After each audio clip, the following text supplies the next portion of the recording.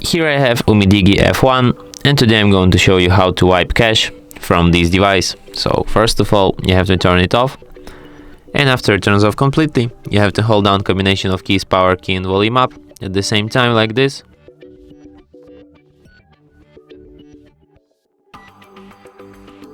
After you enter this kind of menu, here you have to use volume up key to navigate and volume down to select, and you have to select the first option, recovery mode. After you see this kind of Android robot and no command message under it, you have to hold down power key and press volume up once.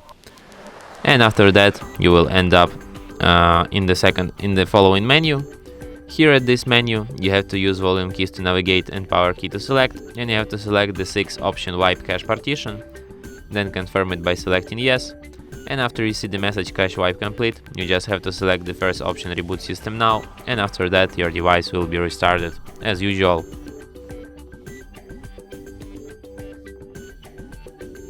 And that's it.